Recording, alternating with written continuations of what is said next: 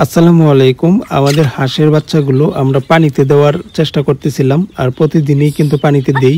তো আজকে বার হয়ে সিধা বাড়িতে চলে আসছে। আর বাড়িতে আসার কারণ আছে, আমাদের যে অবশিষ্ট খাবারের পরে কিছু ভাত যদি বাড়ে, ওইগুলো দেখা গেছে কি হাঁসের বাচ্চাকে ছিটায় দেওয়া হয়।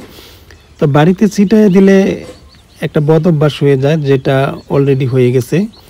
তো এইখানে কিন্তু ভাত খাওয়ার উদ্দেশ্য করে ওরা চলে আসে, আর বাড়ি থেকে বার করার পরে আবারও ফার্মও ঢুকে গেছে। তো এই যে আমাদের একটা চেয়ার রাখা আছে, বলবেন যে কেন চেয়ারটা এখানে কেন রাখা? যে বড় প্লাস্টিকের বোলটা আছে, ওটা কিন্তু এই চেয়ারের মধ্যে রাইখা আমরা খাবার গুলাই। নাহলে হাঁস থাকলে কিন্তু হাঁসের জন্য খাবার গুলানো যায় না, ওরা একদম শরীর টরিল মানে মাইখে হালা, আমার মাথা পর্যন্ত কুড়া দিয়ে ফেলায় বা খাবার ছিটায় ফেলায়। তো চেয়ারের উপরে রাখলে এরাও তো উপরে উঠতে পারে না আর ছিটাইতেও পারে না। তো হাঁসের কিন্তু কিছু বাচ্চা এখানে থেকে যাইতেছে, কারণ হচ্ছে এগুলো অনেকটা ছোট আর এগুলো পানিতে যাইতে চায় না। আর যেগুলো যাইতে চায় এগুলোকে আমি দিতেছি, আর ওরা যাইতে চায় না, ওদেরকে আমি জোর করে দিব না। তো এই বাচ্চাগুলো আমি নামাই দিতেছি। তো এই যে দুই দিকে ভাগ হয়ে যাইতেছে, কিছু নদীর রাস্তা ধরছে, কিছু কলা বাগানের রাস্তা ধরছে। এই জন্যই ছোট বাচ্চার পিছনে পিছনে যাওয়া লাগে, কারণ দুই একটা বাচ্চা দেখা গেছে যে এদিক ওইদিক থাইকা যায়। আবার বিলের অনেকটি আমাদের এইদিকে ক্ষেত উঁচা নিচা, আপনারা দেখতে পারবেন যে লাইল বাতর পাড়ায় যাইতে পারে না। দেখা গেছে যে এটা ছোট, ওইটি অনেক পিছে পড়ে গেলে ওরা ওইখানেই থেকে যায়, তখন আমার টুকায় টুকায় আনা লাগে। তো এই যে আমি এদেরকে নামাই দিলাম, নামাই দেওয়ার পরে একসাথে আবার হয়ে গেছে।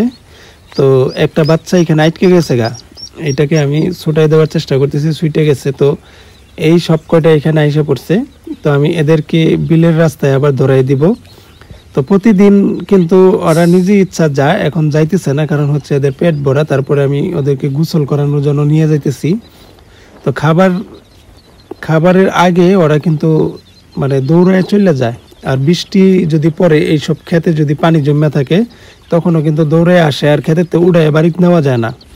তো এখন কিন্তু পানি নাই, আর বৃষ্টি কিছুদিন ধরে হয় না, না হওয়ার কারণে এই ক্ষেতগুলো শুকনা, আর হাঁসের বাচ্চা ওই রকম পানি ছাড়া থাকেও না।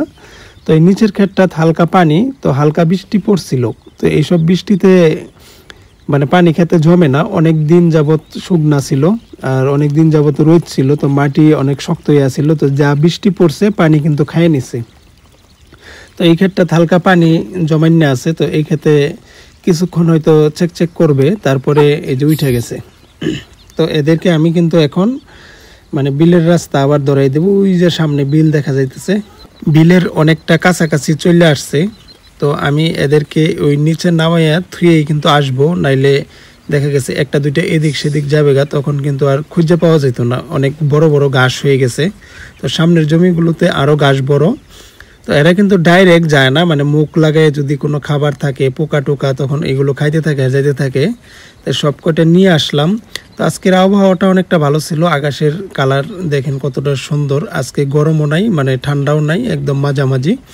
তো বৃষ্টি হওয়ার সম্ভাবনা ছিল, কিন্তু একটা জড়ো বাতাসে কাইটে গেছে আসমানের যে হাঁস ছিল ওইগুলো মেঘ।